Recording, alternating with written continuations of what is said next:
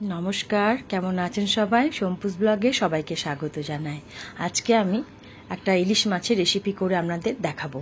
আমি এখানে নিয়ে নিয়েছি 3 পিস ইলিশ মাছ। আপনারা পুরো ভিডিওটা দেখুন, আশা করি আজকের রেসিপিটা আপনাদের ভালো লাগবে। ইলিশ মাছের এই নতুন একটা রেসিপির জন্য আমি নিয়ে নিলাম এখানে 1.5 চামচ মতো কালো সর্ষে আর 1 চামচ মতো পোস্ত। আমি এখানে আরও 2-3টে রসুন নিয়ে নিয়েছি, সেটা আপনাদের দেখানো হয়নি। একসাথে সব পেস্ট করা আমার হয়ে গিয়েছে। উপকরণগুলো নিয়েছি পোস্ত, রসুন আর সর্ষে বাটা, পেঁয়াজ একটা কুচি নিয়ে নিয়েছি, টমেটো একটা কুচি নিয়েছি আর 4-5টা কাঁচা লঙ্কা নিয়ে নিয়েছি। তারপর হলুদ, নুন, লঙ্কা গুঁড়ো আর একটু চিনি। এই উপকরণগুলো দিয়েই আমি আজকে একদম সুন্দর একটা রেসিপি আপনাদের করে দেখাবো। সর্ষের তেল আমি কড়াইয়ে দিয়ে দিয়েছি, সর্ষের তেল দিয়ে রান্নাটা করব।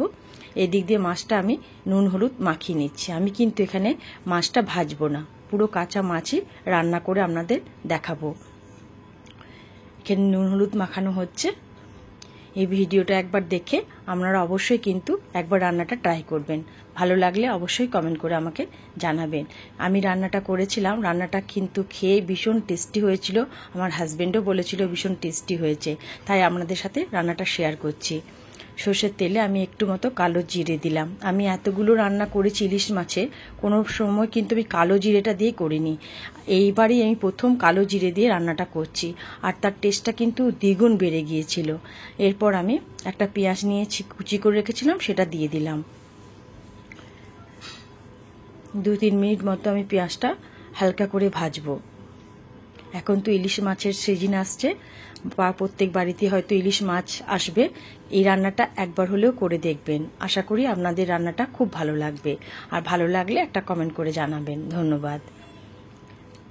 পেঁয়াজটা আমার নরম হয়ে গিয়েছে, আমি খুব একদম লাল করে ভাজছি না, একটু নরম হয়ে গিয়েছে। এর মধ্যে একটা টমেটো কুচি করে রেখেছিলাম, সেটা দিয়ে দিলাম। আমার 3 পিস মাছে আমি একটা পেঁয়াজ, একটা টমেটো নিয়েছি। আপনাদের যেমন মাছ থাকবে সেই উপকরণে আপনার পেঁয়াজ এবং টমেটো নেবেন, তাহলে রান্নার টেস্টটা কিন্তু খুব সুন্দর হবে। পেঁয়াজ আর টমেটো আমার নরম হয়ে গিয়েছে। এরপর এই রান্নাটা একটু ঝাল ঝাল ভালো লাগে, তাই কয়েকটা কাঁচা লঙ্কার সাথে একটু পাকা লঙ্কাও আমি নিয়ে নিয়েছি, সেগুলো দিয়ে দিলাম।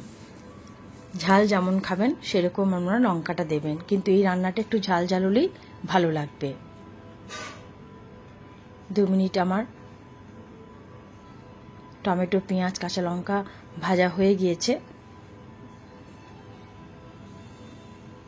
একদম অল্প উপকরণ দিয়ে একটা সুন্দর রেসিপি ইলিশ মাছের অবশ্যই আপনারা করবেন।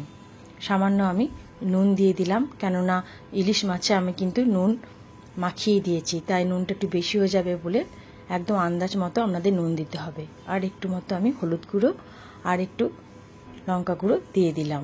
আগেই বলেছি এই রান্নাটা একটু ঝাল হলে ভালো লাগবে। আমার টমেটোটা একদমই নরম হয়ে গিয়েছে।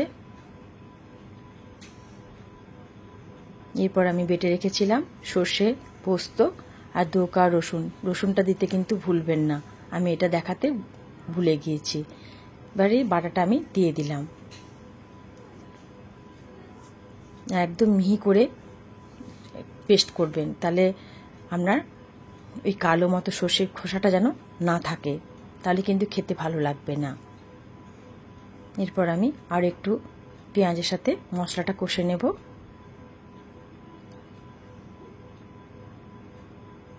এরপর সাইডে আমি একটু উষ্ণ গরম জল করেছি, সেটা এবার দিয়ে দেবো। এখানে অবশ্যই উষ্ণ গরম জল দেবেন, ঠান্ডা জল কিন্তু দেবেন না।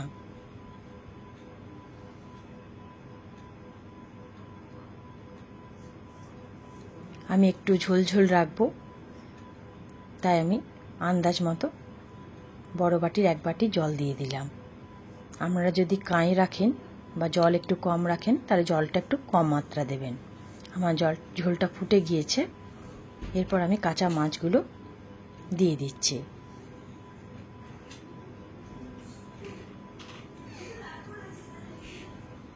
এরপর আমি 3 মিনিট ঢাকা দিয়ে অপেক্ষা করব। 3 মিনিট আমার হয়ে গিয়েছে, একদম রান্নাটা আমার হয়ে এসেছে। রান্নার রঙটাও বেশ সুন্দর হয়ে এসেছে দেখুন। এরপর আমি রান্নাটা ব্যালেন্স রাখার জন্য একটু চিনি এখানে দিয়ে দিচ্ছি। চিনি কিন্তু এখানে অবশ্যই দেবেন। একদম রেডি হয়ে যাবে আমার ইলিশ মাছের ঝাল। এরপর আমি আর একটু ফুটিয়ে নিলাম।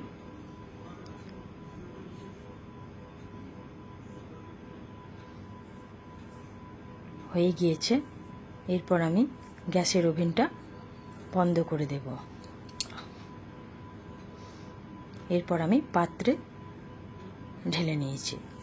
রেসিপিটা কেমন লাগলো অবশ্যই আমাকে কমেন্ট করে জানাবেন। ভালো থাকবেন, সুস্থ থাকবেন, সাবধানে থাকবেন। Thank you so much.